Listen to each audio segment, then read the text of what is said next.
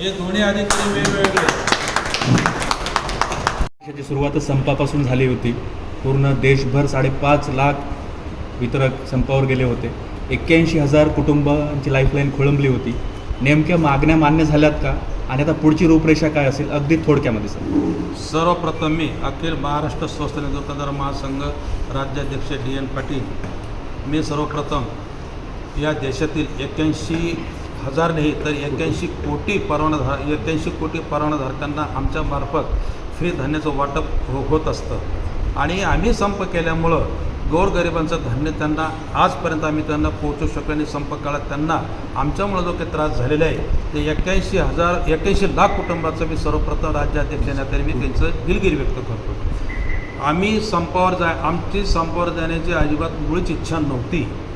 संपावर जाण्यासाठी शासनाने आम्हाला भाग पाडला. त्याचं कारण असं की आम्ही गेल्या 1 वर्षापासून आमच्या प्रलंबित मागण्यासाठी त्यांना आम्ही निवेदन देत होतो, विनंती करत होतो, प्रत्यक्ष त्यांना भेटून त्यांना संघर्ष करत होतो, परंतु कुठल्याही प्रकारे शासनाने किंवा प्रशासनाने त्याची दखल घेतली नव्हती.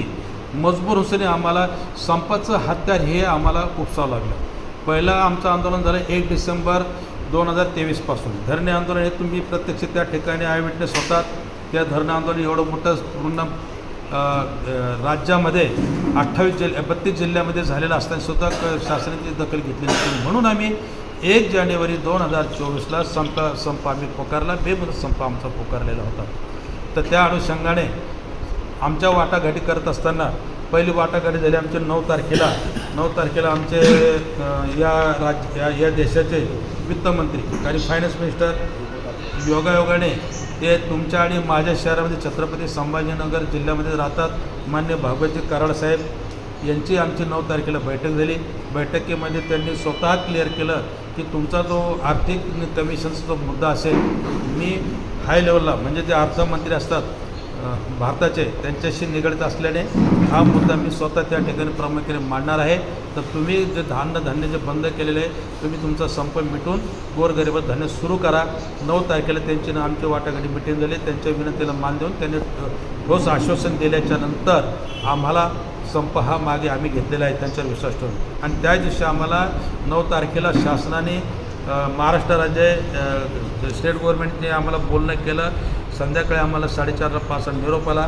आम्ही 5ला इथून मुंबईला रवाना झालो. सकाळी आमचे 10 तारखेला माननीय छगनजी भुजबळ जे आपल्या राज्याचे अन्न व नागरिक पुरवठा मंत्री आहेत, त्याचबरोबर ते या खात्याचे प्रधान सचिव माननीय सुमित भांगे साहेब आणि त्याचे डेप्टी सचिव हे कोळेकर साहेब आणि त्यांचे इतर पुरवठ्याचे अधिकारी यांच्याबरोबर आमची मुंबई मंत्रालयामध्ये याची त्या ठिकाणी बैठक झाली.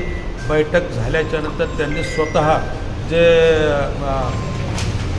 आमचा मुद्दा जो आहे कमिशनचा त्यांनी त्वरित ती फाईल ओपन केली आणि वित्त विभागाकडे कमिशन वाढ होण्यासाठी त्यांनी ती फाईल मंजुरीसाठी कालच त्यांनी पाठवून दिलेली आहे.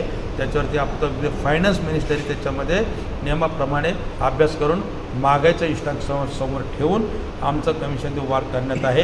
ही पहिली मागणी शासनाने आमची मागणी केलेली आहे.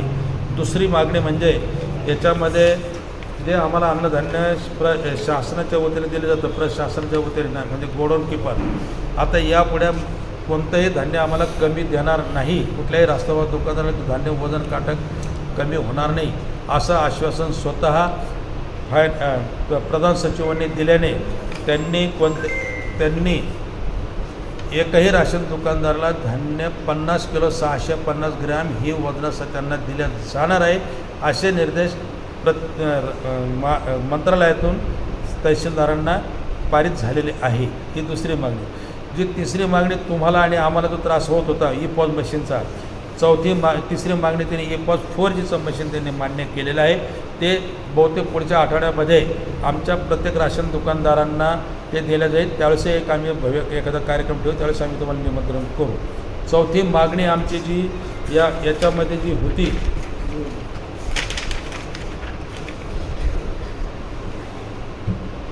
जे आम्ही जे माल वितरण करतो प्रत्येक महिन्याला आमच्या खात्यामध्ये जे पैसे जमा होतात ते 3-3, 4-4 महिन्याच्या नंतर ते एकत्र पैसे टाकत होते. आता यापुढे ते होणार नाही. मार्च 2023च्या नंतर बजेटच्या नंतर प्रत्येक महिन्याच्या 5 तारखेला 5 तारखेच्या आत, प्रत्येक महिन्याच्या 5 तारखेच्या आत सर्व राष्ट्रवाद दुकानदारांच्या खात्यामध्ये ते पैसे जमा करतील, अशा आमच्या 4 मागण्या ह्या मान्य झालेल्या आहे, मंजूर झालेल्या आहे. म्हणून आजची मी या ठिकाणी बैठक आयोजित केलेली होती. प्रशासन संप मागे घेतलाय तुम्ही आता? संप मागे सगळी घेतलेला आहे. दुकानं चालू झालेली आहेत. सगळे दुकानं उद्या सकाळपासून चालू होऊन जातील. नागरिकांना देशभराचा संप मागे घेतलेला आहे का राज्याचा? देशभरात संप मागे घेतलेला 32 जिल्ह्यातला महाराष्ट्रातला संप मागे गेलाय. प्रत्येक जिल्ह्याचा संप मागे घेण्यात आलेला आहे. तसं मी राज्याध्यक्षांनी या पत्रामध्ये प्रेस नोटमध्ये सूचना सुद्धा केलेली आहे. याच्यामध्ये मी तुमच्या हे प्रेस नोट तुम्हाला देतोय. मी याच्यामध्ये सूचना केली. तुमच्या मागण्या पूर्ण व्हायला किती महिन्याचा कालावधी घेतलाय त्यांनी? 1 वर्ष.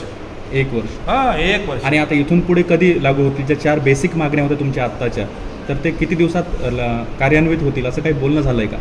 हे पोस्ट मशीन जे 4Gचे आहे ते पुढच्या आठवड्यात त्यांनी द्यायचं कबूल केलेलं आहे. कमिशन वाढ वाढच्या ते वित्त आयोगाकडे फाईल गेलेली आहे. त्याच्यावर थोडा वेळ जातो, जरूर जात असेल, परंतु ते प्रोटोकॉलप्रमाणे फाईल ती फायनान्स मिनिस्टरमध्ये जाते. त्या ठिकाणी ती सही झाल्याच्यानंतर आम्हाला त्याचं JR पास होऊन आमच्या मागण्या मान्य झाल्या. JR आमच्या हातात लवकरच त्यांनी द्यायचं कबूल केलेलं आहे. शेवटचा एक प्रश्न आहे की आता तुम्ही जनतेला म्हणजे आव्हान करा इथून की सगळे दुकानं खुली झालेली आहेत. उद्यापासून राशन प्रणाली जी विस्कळीत झाली होती ती पुन्हा पूर्वपदावर येणार आहे.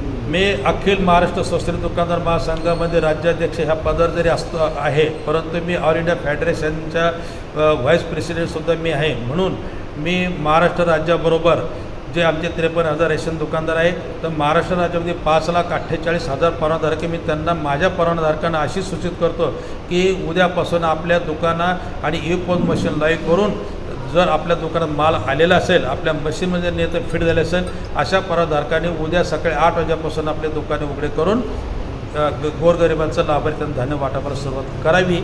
या संपामध्ये राष्ट्रवाद दुकानदारांनी प्रत्येक 5,48,000 परवाधारकांनी जी एकजूट दाखवली त्याबद्दल त्या सर्व परवाधारकांचे मी परत एकदा जाहीर आभार मानतो. कशाने आपण काय केले, नुकसान काय, जसं प्रत्येक देशात प्रत्येक राज्यामध्ये अलग अलग कायदे करून ठेवलेले. महाराष्ट्राचा कायदा वेगळा, केरळचा वेगळा, छत्तीसगडचा वेगळा, MP चा वेगळा, सगळ्या राज्याचे कायदे वेगळे. मला त्याच्यानंतर मला मी 2 पेज तुम्हाला माझं मागणं मी केलेलं की संपर्क का हे सुद्धा कागद वरिष्ठापर्यंत गेलाय. दोन्ही 4ही कागद त्यांच्याबरोबर पोहोचले. आता याच्यामध्ये तुम्हाला थोडक्यात एक लक्ष